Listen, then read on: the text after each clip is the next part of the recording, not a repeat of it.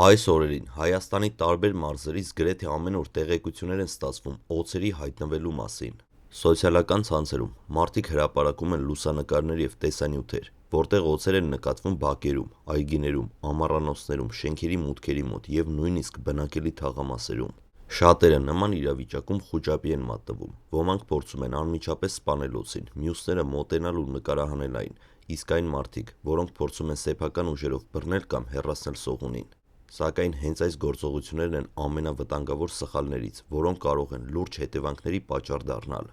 Այս տեսանյութում մանրամասն կխոսենք այն մասին, թե ինչ անել և հատկապես ինչ չանել, եթե հանդիպել եք օձի, կպարզենք, թե ինչու են վերջին շրջանում օձերը ավելի հաճախ երևում մարդկանց բնակավայրերում, ինչպես պետք է ճիշտ արձագանքել նման իրավիճակում, ինչ սխալներից պետք է խուսափել և ինչ անել, եթե ցավոք օձը կծել է մարդուն։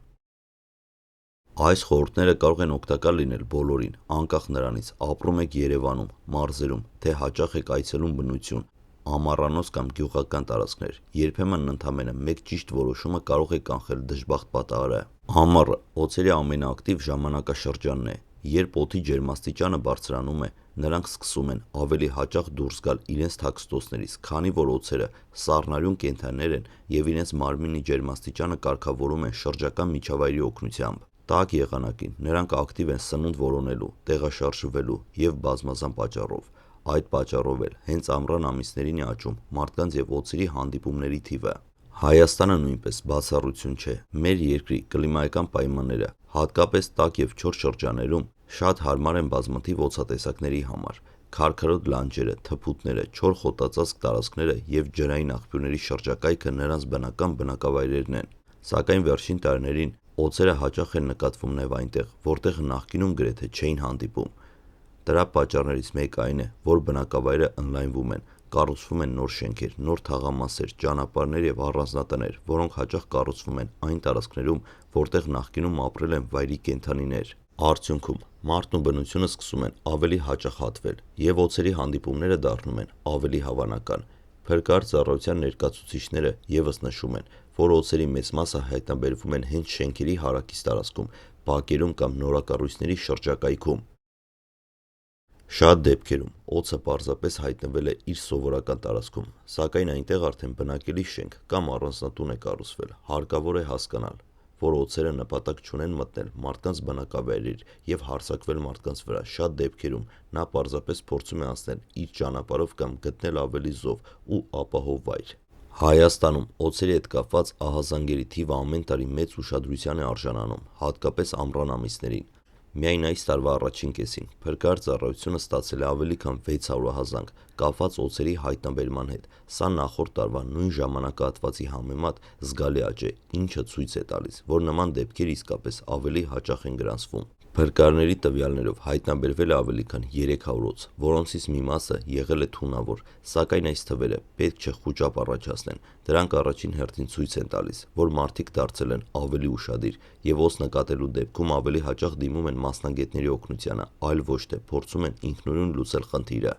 Ահազանգերի զգալի մասը գրանցվել է Երևանում։ Շատերին դա կարող է զարմացնել, քանի որ ընդունված կարծիք կա, թե օձերը հանդիպում են միայն հեռավոր գյուղերում կամ լեռներում։ Իրականում մայրաքաղաքի բազմաթիվ թաղամասեր գտնվում են քարքարոտ և բնական տարածքների հարևանությամբ, իսկ նոր կառուցապատումները երբեմն իրականացվում են այն վայրերում, որտեղ նախկինում բնակվել են տարբեր կենդանիներ, այդ թվում օձեր։ Բարձր ցուցանիշներ են արձանագրվել նաև Կոտայքի մարզում, ինչպես նաև հանրապետության մի շարք այլ շրջաններում։ Սա նշանակում է, որ զգոն պետք է լինել ոչ միայն գյուղական բնակավայրերի, այլև քաղաքների բնակիչներին։ Սակայն այստեղ կարևոր է հասկանալ մեկ բան. օձ տեսնելը դեռ չի նշանակում, որ անմիջական վտանգի մեջ եք։ Շատ դեպքերում օձը մարդու ներկայությունից ոչ պակաս է վախենում, քան մարդը օձից։ Նրա առաջին բնազդը փախչելն է, ոչ թե արձակվելը։ Հենց այստեղ էլ մարդիկ հաճախ թույլ են տալիս ամենամեծ սխալը։ Շատերը օձ տեսնելով սկսում են բարձր բղավել, քարեր նետել կամ փայտով հարվածել նրան։ Ոմանք փորձում են տեսանյութ նկարահանել, մոտենալով ընդամենը մի քանի սանտիմետր հեռավորության վրա։ Կան նաև մարդիկ, որոնք փորձում են բռնել օձին, մտածելով, թե այն վտանգավոր չէ։ Այս բոլոր գործողությունները կարող է ավարտվել խայթոցով։ Պետք է հիշել, որ նույնիսկ ոչ թունավոր օձը, եթե զգա, որ իրեն անկյուն են քաշել կամ փորձում են վնասել, կարող է պաշտպանվել և կծել, իսկ եթե օձը թունավոր է, հետևանքները կարող են շատ ավելի լուրջ լինել։ Առաջին եւ ամենավտանգավոր սխալը խուճապի մատնվելն է։ Երբ մարդը հանկարծակի օձ է տեսնում, բնական է, որ վախենում է, սակայն հենց խուճապն է ստիպում մարդկանց անել այնպիսի քայլեր, որոնք մեծացնում են վտանգը։ Ոմանք սկսում են վազել, չնայելով ոտքերի տակ, ինչը կարող է բերել ընկնելու կամ նույնիսկ մեկ այլ օձի վրա պատահաբար կանգնելուն, մյուսները հակառակը քարանում են եւ տեղում չգիտեն ինչ անեն։ Եթե օձը դեռ ձեզ չի նկատել, ամենաճիշտ քայլը հանգիստ մնալն է, չկատարել կտրուկ շարժումներ, չփորձել մոտենալ եւ պարզապես գնահատել իրավիճակը անվտանգ հեռավորությունից։ Շատ մասնագետներ նշում են, որ օձերի մեծ մասը մարդու վրա չի հարձակվում առանց պատճառի։ Խայթոցների զգալի մասը տեղի է ունենում այն ժամանակ, երբ մարդը ինքն է փորձում բռնել, սպանել կամ ոտքով հրել օձին։ Այսինքն շատ դեպքերում վտանգը ստեղծում է ոչ թե օձը, այլ մարդու սխալ արձագանքը։ Հետևաբար, եթե երբևէ հանդիպեք օձի, հիշեք ամենակարևոր կանոնը՝ մի փորձեք հերոսանալ։ Ձեր նպատակը պետք է լինի անվտանգ հեռանալը եւ անհրաժեշտության դեպքում տեղեկացնել համապատասխան ծառայություններին, ոչ թե սեփական ուժերով պայքարել կենդանու դեմ։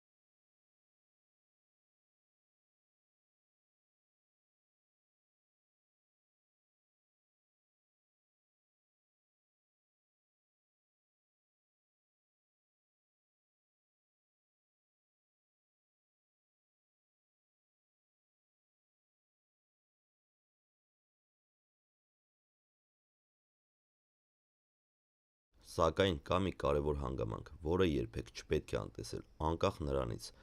օձը մեծ է, փոքր է, թունավոր է թե ոչ, երբեք չպետք է փորձել մոտենալ նրան։ Շատ մարդիկ կարծում են, թե կարող են գնահատել իրավիճակը եւ հասկանալ վտանգավոր է օձը թե ոչ։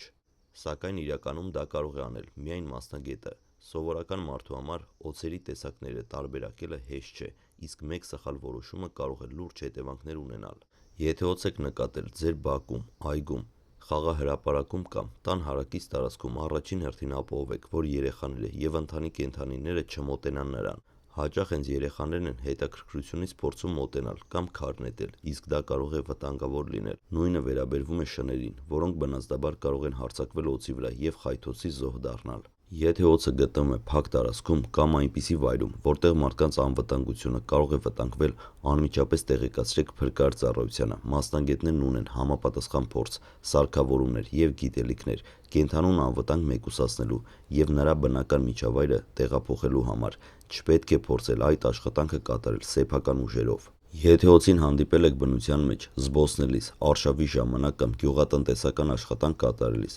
ամենաճիշտ լուծումը հանգիստ եւ դանդաղ հետ քաշվելն է։ Խուսափեք կտրուկ շարժումներից, մի շրջափակեք օձին եւ մի փորձեք ստիպել նրան հեռանալ։ Շատ դեպքերում նա ինքն է հեռանում, երբ այլևս վտանգ չի զգում։ Հատկապես ամռան